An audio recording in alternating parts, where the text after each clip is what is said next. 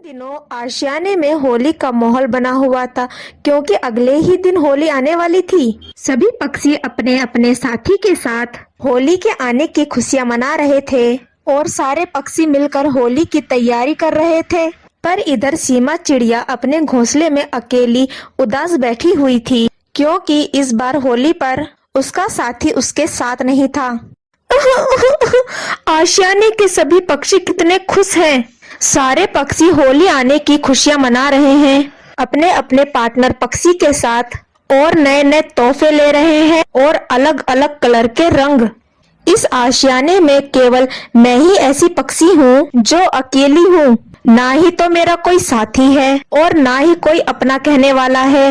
अगर आज सोनू चिड़ा जिंदा होता तो आज मैं भी उसके साथ होली की तैयारियां करती। सीमा चिड़िया अपने घोंसले में बैठकर यही सब विचार मन में लाकर रो रही थी। तभी उसके घोंसले में अदिति कोयल आती है। अरे चिड़िया बहन, क्या हुआ? आप अपने घोंसले में बैठकर रो रहे हो? इस समय तो आशियाने के सभी पक्षी कितने खुश हैं। सभी पक्षी होली आने की खुशियां मना रहे हैं और तुम यहाँ उदास बैठकर रो रही हो। तो मैं क्या करूं कोयल बहन? मैं भी जानती हूँ कि इस समय आशियाने के सभी पक्षी कितना खुश हैं क्योंकि उनके पास उनका पार्टनर है और उनके साथी है। पर मेरे पास तो कोई भी साथी नहीं है। मैं तो इस संसार में एकदम अकेली हूँ। अगर आज सोनू चिड़ा जिंदा होता तो मैं भी उसके साथ होली मनाने की खुशियाँ मनाती। इसीलिए मैं घोंसले में बैठकर रो रही थी। आप बिल्कुल भी चिंता ना करें चिड़िया बहन। मेरा मन कहता है इस बार होली पर आपका कोई ना कोई साथी जरूर आएगा जो आपके बिखरे हुए जीवन में खुशियाँ लेकर आएगा।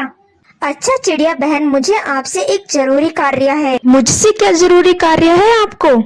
चिड़िया बहन, मैंने अपने पति के लिए होली पर एक तोहफा लिया है और वो तोहफा जंगल की उस वाली पहाड़ी पर है।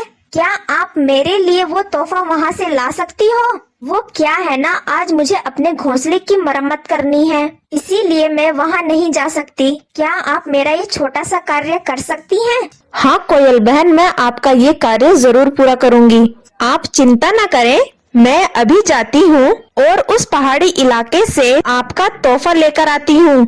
आपका बहुत बहुत धन्यवाद चिड़िया बहन, परंतु आप तुरंत लौट आना। वैसे भी अब अंधेरा होने वाला है क्योंकि मैं नहीं चाहती कि मेरे कारण आपको कोई भी परेशानी हो। आप बिल्कुल चिंता ना करें कोयल बहन, मैं अंधेरा होने से पहले ही लौट आऊंगी। अदिति कोयल वहाँ से उड़कर चली जाती है और सीमा चिड़िया उस पहाड़ी इलाके में चली जाती है। कई समय तक जंगल में उड़ान भरने के बाद सीमा चिड़िया उस पहाड़ी इलाके में चली जाती है और वो वहाँ से अदिति कोयल का तोहफा लेती है और उड़ते हुए आने लगती है। तभी अंधेरा हो जाता है। अरे कितना अंधेरा हो गया है। अब इतने घने अंधेरे में अब मैं अपने घोंसले में कैसे जाऊं? मेरा घोंसला तो यहाँ से काफी दूर है और यहाँ तो कोई भी पक्षी दिखाई नहीं दे रहा। अगर ये तोहफा कोयल बहन को नहीं मिला तो कल उनकी होली खराब हो जाएगी। नहीं नहीं, मैं अपनी वजह से कोयल बहन की होली खराब नहीं होने दूंगी। मुझे कैसे भी करके ये तोहफा आज रात तक कोयल बहन को देना ही होगा। सीमा चिड़िया अंधेरे में उड़ते हुए जाती है। तभी उस इलाके का पहाड़ी राक्षस भूत चिड़े का रूप धारण करके सीमा चिड़िया के पास आता है। अरे चिड़िया, तुम कौन हो और इतनी रात को तुम इस इलाके में क्या कर रही हो? सीमा चिड़िया उस भूत को सारी बातें विस्तार में बताती है।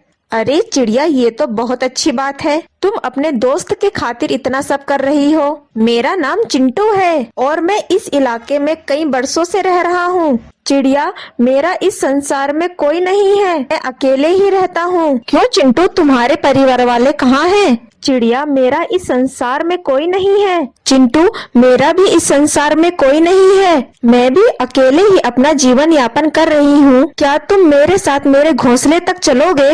मुझे अंधेरे में बहुत डर लग रहा है। हाँ हाँ चिड़िया, चलो मैं तुम्हें तुम्हारे घोंसले तक छोड़कर आता हूँ। चिंटू चिड़ा सीमा चिड़िया के साथ उड़ते उड़ते उसके घोंसले में आता है, परंतु रात बहुत गहरी हो जाती है, इसीलिए वो चिंटू चिड़ा सीमा चिड़िया के घोंसले में ही सो जाता है।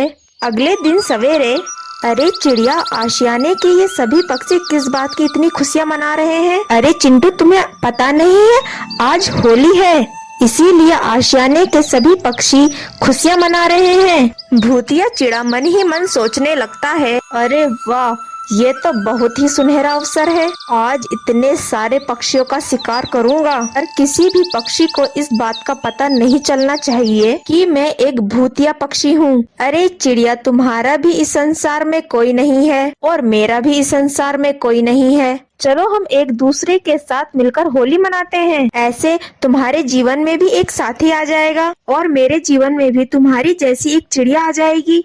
सीमा चिड़िया को चिंटू चिड़े का यह सुझाव अच्छा लगता है और वो भूतिया चिंटू को अपनाकर और वो आशियाने के सभी पक्षी के पास होली मनाने के लिए चली जाती है। सीमा चिड़िया को इस बात की जरा भी भनक नहीं थी जो उसके साथ चिंटू चिड़ा आया है वो एक भूतिया पक्षी है जिसने एक चिड़े का रूप धारण करा हुआ था। आशियाने के सभी पक्षी जब सीमा चिड़िया को चिंटू चिड़ा के साथ देखते हैं तो सब आश्चर्यचकित हो जाते हैं और सभी उड़ते हुए सीमा चिड़िया के पास आते हैं। अरे चिड़िया बहन, ये आपके साथ चिड़ा कौन है? पहले तो कभी इस आशियाने में नहीं देखा। कोयल बहन, ये चिंटू चिड़ा है और आज से ये मेरा जीवन साथी भी है और हम दोनों मिलकर आप लोगों के साथ अब होली मनाएंगे। अरे वाह चिड़िया बहन, ये तो बहुत अच्छी बात है। मतलब इस बार की होली पर आपके सारे दुख दूर हो गए, आपको इतना प्यारा जीवन साथी भी मिल गया। वाह वाह, ये तो बहुत ही अच्छी बात है। सारे पक्षी सीमा चिड़िया और चिंटू चिड़े को अपने ग्रुप में लेकर होली मनाने लगते हैं। देखते ही देखते रात हो जाती है। सारे पक्षी अपनी मस्ती में इतने मग्न थे कि उन्हें समय का कुछ भी पता नहीं चला। तभी चिंटू चिड़ा अपने असली भूतिया रूप में आ जाता है और वो वहाँ मौजूद कई पक्षियों को मारकर अपना शिकार बनाता है। आशियाने के पक्षी जब ये नजारा देखते हैं तो उनकी आंखें फटी की फटी रह जाती हैं। ये क्या है? ये तो एक भूतिया पक्षी है और इसने तो कितने पक्षियों को मार दिया। ये चिंटू चिड़ा अचानक से भूतिया पक्षी कैसे बन गया? ह ए चिड़िया, मैं एक भूतिया पक्षी हूँ और एक चिड़े का रूप लेकर मैं तुम्हारे इस इलाके में आ गया हूँ। अब मैं तुम सबको मारकर तुम्हारा खून पी जाऊंगा। इसका मतलब मैंने एक भूतिया पक्षी के साथ होली मनाई है। अरे अब हम इस भूतिया पक्षी के हाथों से कैसे बचेंगे? ये तो सीधे पक्षियों को मार ही रहा है। लगता है ये अब हमें भी मार देगा। तभी वो भूतिया पक्षी और कई सारे पक्षियों को पकड़कर मार देता है और उनका खून पीने लगता है। यह सब देखकर चिड़िया और बाकी के पक्षी यह देखकर हैरान हो जाते हैं। हा, अब तुम सबकी बारी है सीमा चिड़िया। ये भूतिया पक्षी मेरे कारण ही यहाँ आया है। अब मुझे ही इस समस्या को आसानी से बाहर निकालना होगा। मैं अपनी वजह से और पक्षियों को मरने नहीं दूंगी। तभी सीमा चिड़िया जमीन से मिट्टी उठाती है और उस भूतिया पक्षी की आंखों में डाल देती है, जिस वजह से उस भूतिया पक्षी को कुछ दिखाई नहीं देता है। अरे अरे अरे, ये क्या डाल दिया मेरी आंखों में? मुझे दिखाई क्यों नहीं दे रहा है?